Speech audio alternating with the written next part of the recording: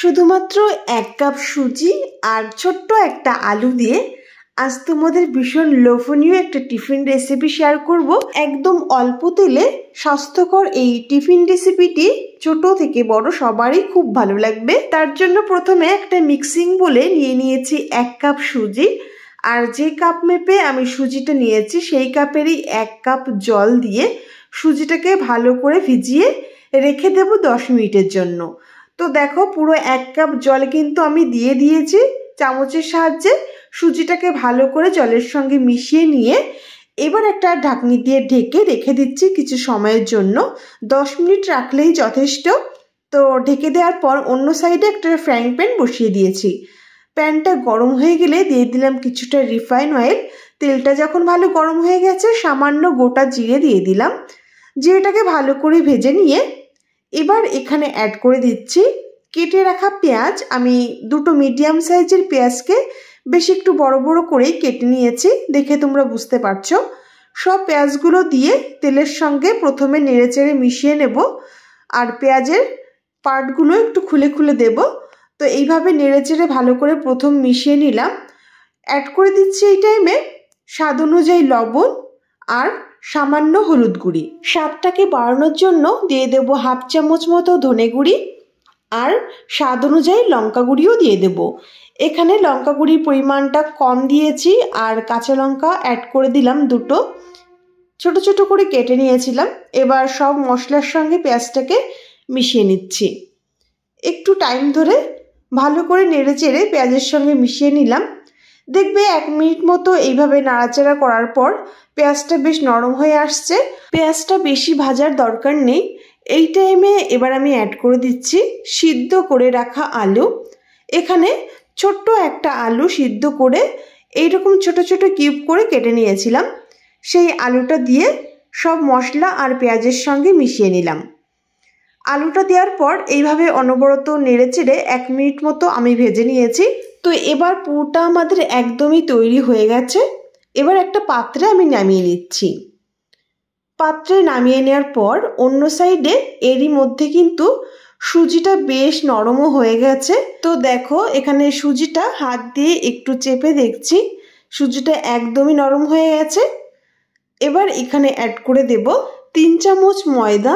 এখানে ময়দা না থাকলে তোমরা কর্নফ্লাওয়ার দিতে পারো, বা কর্নফ্লাওয়ার ময়দা কোনোটাই না থাকলে আটাও অ্যাড করে দিতে পারো। তো এখানে আমি 3 চামচ ময়দা দিয়ে দিলাম, আর তারই সঙ্গে স্বাদ অনুযায়ী লবণটাও দিয়ে দিলাম। হাত দিয়ে ভালো করে মেখে নেব। মেখে একটা ডো তৈরি করে নেব। যদি তোমাদের কাছে একটু নরম বেশি মনে হয় তাহলে পরে আরও 1 চামচ বা 2 চামচ ময়দা বা আটা অ্যাড করে দিতে পারো।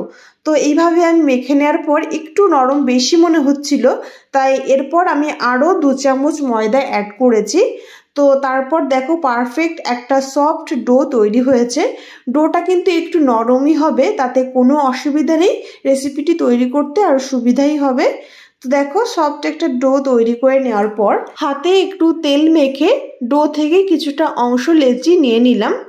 লেচিটা নিয়ে হাতের সাহায্যে প্রথমে একটু গোল করে নিচ্ছি, তারপর 2 হাতের আঙুল দিয়ে এইভাবে একটা বাটির শেপ তৈরি করে নেব।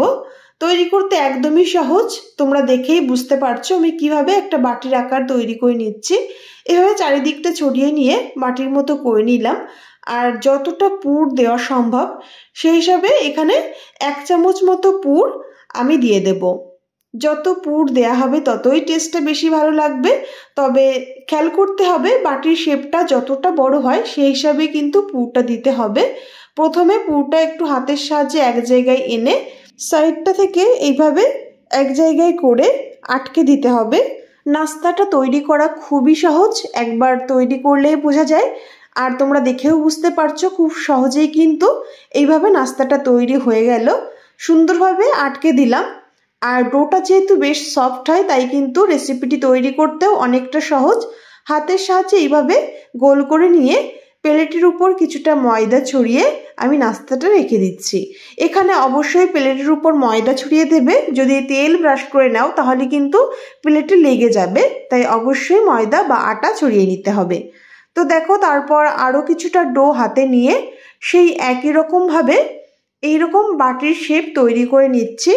আর যতটা পুর দেওয়া যায় এখানে 1 চামচ পুর আমি দিয়ে দিচ্ছি। সেই একই রকমভাবে 1 চামচ পুর দিয়ে আমি আটকে দেব। খুব সহজেই ঠিক একই রকমভাবে চারিদিকের সাইডটাকে এক জায়গায় এনে দেখো এইভাবে কিন্তু সহজেই মুখটা আটকে নেওয়া যায়। এইভাবে আমি সব নাস্তাগুলো তৈরি করে নিয়েছি। তো দেখো এখানে আমার মোট 5টা নাস্তা তৈরি হয়েছে। খেতেও জাস্ট দুর্দান্ত হয়। 1 কাপ সুজি দিয়ে কিন্তু 3-4 জনের সকালের ব্রেকফাস্ট তৈরি হয়ে যাবে। এবার অন্যদিকে একটা কড়াইতে কিছুটা জল দিয়ে গ্যাসের উপর বসিয়ে দিলাম। তার উপরে এইরকম ছিদ্রযুক্ত একটা থালা বসিয়ে উপরে আমি তেল ব্রাশ করে নিচ্ছি। ভালো করে তেল ব্রাশ করে নিয়ে নাস্তাগুলো দিয়ে দিচ্ছি। এক এক করে সব নাস্তাগুলো দিয়ে একটা ঢাকনি দিয়ে ঢেকে 5 থেকে 7 মিনিট জাল করে নেব। যখন জলটা ফুটতে শুরু করবে সেই টাইমে আঁচটাকে একদম লো করে রেখে 5 মিনিট জাল করলেই কিন্তু খুব সুন্দর সিদ্ধ হয়ে যাবে। তো দেখো সিদ্ধ হয়ে গেছে। আমি 5 মিনিট পর ঢাকনি তুলে নিলাম। এবার এক এক করে নামিয়ে নেব। বন্ধুরা রেসিপি একদমই শেষের দিকে। আর যদি আমার ভিডিও তোমাদের ভালো লাগে প্লিজ বন্ধুরা আমার ছোট্ট পরিবারের পাশে থেকো। আর যারা এখনো সাবস্ক্রাইব করনি সাবস্ক্রাইব করে নিও। দেখো বন্ধুরা এই অবস্থায় কিন্তু নাস্তাগুলো সার্ভ করা যায়। তবে আরও একটু টেস্ট বাড়ানোর জন্য আমি একটা ফ্রাইং প্যানে সামান্য রিফাইন অয়েল দিয়ে দিলাম। তেলটা বেশ গরম হয়ে গেলে দিয়ে দিচ্ছি অল্প পরিমাণে সর্ষে। সর্ষেটাকে ভালো করে ভেজে নিতে হবে। ভালো করে ভেজে নেওয়ার পর এবার এখানে অ্যাড করে দিচ্ছি খুবই সামান্য জিরে গুঁড়ি আর তারই সঙ্গে 1/2 চামচ মতো লাল লঙ্কার গুঁড়ি। লঙ্কা গুঁড়ি আর জিরে গুঁড়িটা দেওয়ার পর হালকা একটু তেলের সঙ্গে নেড়ে নিলাম আর প্যানের চারিদিকে তেলটাকে ছড়িয়ে নিলাম। তারপর দিয়ে দিচ্ছি এক এক করে নাস্তাগুলো দিয়ে দেওয়ার পর কিছু সময় ওয়েট করব এক সাইড ভাজা হওয়ার জন্য। যখন এক সাইড ভাজা হয়ে যাবে তখন অন্য সাইডটা উল্টে দিতে হবে। আঁচটাকে মিডিয়ামে রেখে 2 মিনিট ওয়েট করার পর দেখতে পারবে এক সাইড বেশ লালচে রং ধরে যাবে। সেই টাইমে আমি উল্টে দিচ্ছি। তো দেখো 2 সাইডটা ঠিক একই রকমভাবে ভেজে নেব। অন্য সাইডটাও 2 মিনিট ওয়েট করার পর উল্টে দিচ্ছি।